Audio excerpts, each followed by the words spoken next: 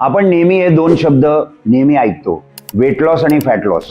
आणि भरपूर लोकांमध्ये हा एक कन्फ्युजन असतो. ओके, काही काही लोक फॅट लॉसच्या जागेवर वेट लॉस बोलतात. आता मित्रांनो, एक गोष्ट लक्षात ठेवा, वेट लॉस आणि फॅट लॉस नक्की काय आहे. वेट लॉस म्हणजे काय? वेट लॉस म्हणजे तुमचं वजन कमी होतं, नो डाऊट. पण त्याच्यामध्ये अशी काही गॅरंटी नाही आहे की वेट लॉस मध्ये तुमचं फक्त फॅटच कमी होतंय. वेट लॉस मध्ये असं पण होऊ शकतं की तुमचा मसल मास पण कमी होतो.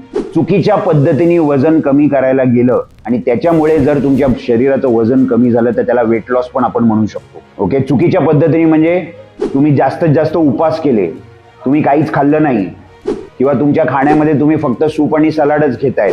जे पाहिजे शरीराला ते तुम्ही देत नाहीये. प्रोटीन देत नाहीये, तुम्ही विटामिन्स आणि मिनरल्स देत नाहीये. ओके, फक्त सूप आणि सलाडवरती जगतायत. अशा गोष्टी जर तुम्ही करायला गेलात तर डेफिनेटली तुमच्या शरीरामध्ये मसल लॉस होणार. मसल लॉस झाला की तुमचं वजन धडाधड ड्रॉप होणार, कारण का मसल हा हेवी असतो, मसल टिश्यू हेवी आहे आणि म्हणून तुमचं वेट धडाधड ड्रॉप होतं.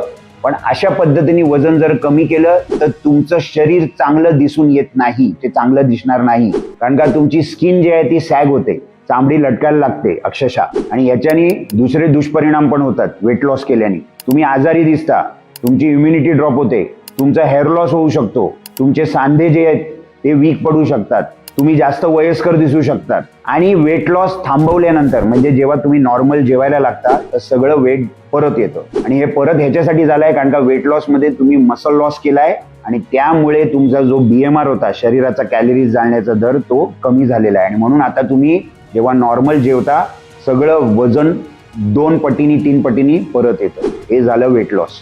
फॅट लॉस म्हणजे काय? फॅट लॉस म्हणजे इकडे आपण सायंटिफिक पद्धतीने वजन कमी करतो. म्हणजे इकडे फक्त फॅटला आपण टार्गेट करतो. फॅट लॉस म्हणजे इकडे आपण आपला BMR वाढवतो, शरीराचा कॅलरीज जाळण्याचा दर हा आपण वाढवतो. आणि ते वाढवायला आपण शरीरामध्ये लीन मास वाढवतो. लीन मास मागच्या व्हिडिओमध्ये तुम्हाला सांगितलंय मेटाबॉलिकली ऍक्टिव्ह टिश्यू आहे, तो वाढला तर तुमच्या शरीराचा कॅलरीज जाळण्याचा दर वाढणार, बरोबर आहे. आणि त्या पद्धतीने तुम्ही तिकडे फक्त शरीरातलं चरबी जी असते ती आपण कमी करतो. फॅट लॉस मध्ये तुम्हाला जे रिझल्ट्स येतात हे जास्त करून इंच लॉस मध्ये येतात. तुमचं वजन कमी होतं पण एका महिन्यामध्ये असं पकडून चाला तुम्ही 1.5 किलो किंवा 2 किलो हे कमी झाले, पण तुम्हाला इंचीस मध्ये जास्त फरक पडणार. म्हणजे तुमचे कपडे वगैरे लूज होतात. ओके, तुम्ही लीन दिसता, तुमची ताकद चांगली होते, तुम्ही तरुण दिसता, अँटी एजिंग इफेक्ट म्हणतो आपण, तुमची स्किन क्वालिटी चांगली होते, हेअर क्वालिटी चांगली होते, इम्युनिटी चांगली होते, एनर्जी लेवल हाय होते. ओके, आणि तुम्ही बारीक होताय. बारीक होताय म्हणजे इंच लॉस मिळतोय तुम्हाला. याला आपण म्हणतो फॅट लॉस.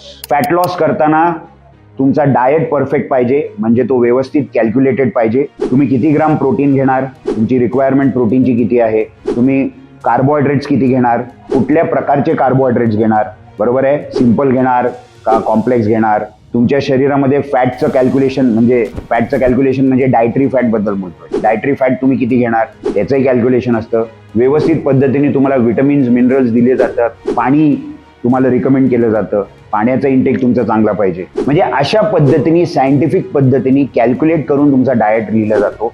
आणि त्यासोबत तुम्ही एक्सरसाइज केलं तर चांगलंच आहे. एक्सरसाइज केल्याने लीन मास वाढेल आणि मेटाबॉलिक रेट अजून फास्ट होणार.